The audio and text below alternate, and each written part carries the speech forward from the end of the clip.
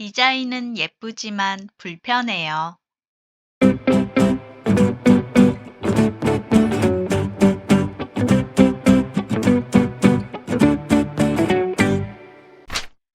오늘의 문법 시작할게요.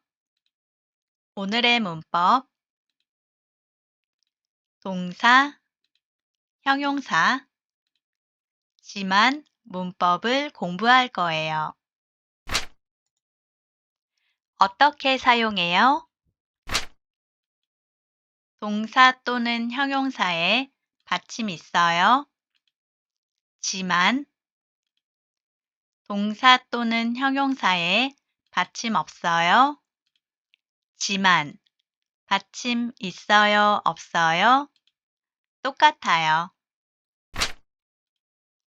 동사 또는 형용사에 받침 있어요.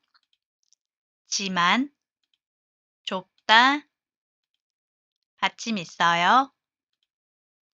집은 좁지만 깨끗해요. 동사 또는 형용사에 받침 없어요. 지만, 바쁘다, 받침 없어요. 일은 바쁘지만 재미있어요.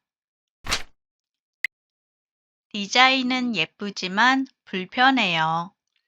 오늘 배울 동사, 형용사, 지만 문법은 앞의 문장에서 어떤 사실을 말하고 뒤의 문장에서 그와 반대되는 내용을 연결해서 말할 때 사용해요.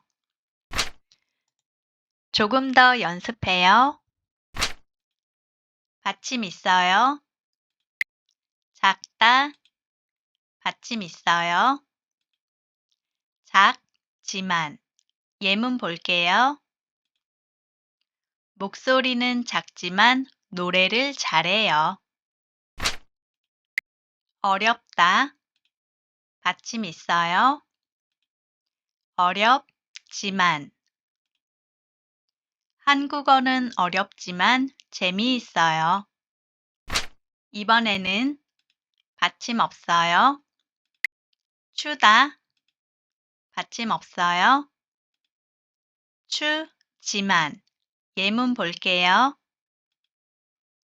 춤은 잘 추지만 노래는 못해요. 좋아하다, 받침 없어요. 좋아하지만 운동을 좋아하지만 자주 못해요. 하나 더 공부해요. 명사이다. 명사의 마지막 글자에 받침 있어요. 사람이다.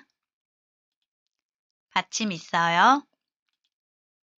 앤디 씨는 미국 사람이지만 한국어를 잘해요. 명사의 마지막 글자에 받침 없어요. 배우이다. 받침 없어요. A씨는 배우이지만 연기를 못해요. 말할 때는 이를 생략하고 말해요. A씨는 배우지만 연기를 못해요.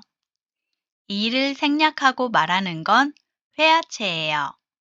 격식적인 글에서는 이를 생략하지 않아요. 문제를 풀어요. 오늘 배운 동사, 형용사, 지만 문법을 활용해서 문장을 완성해 주세요. 형은 키가 크다. 저는 키가 작아요. 정답. 형은 키가 크지만 저는 키가 작아요. 케이크를 만들었다. 맛이 없었어요. 정답. 케이크를 만들었지만 맛이 없었어요. 낮에는 더웠다. 지금은 시원해요. 정답. 낮에는 더웠지만 지금은 시원해요. 한국어를 배우고 싶다. 시간이 없어요. 정답. 한국어를 배우고 싶지만 시간이 없어요. 고양이는 동물이다. 제 친구예요. 정답. 고양이는 동물이지만 제 친구예요. 아버지는 축구 선수이다. 저는 축구에 관심이 없어요. 정답. 아버지는 축구 선수이지만 저는 축구에 관심이 없어요. 회화체 정답도 볼게요. 아버지는 축구 선수지만 저는 축구에 관심이 없어요. 오늘 배운 내용 정리해요. 오늘은 동사, 형용사, 지만 문법을 공부했어요. 받침 있어요.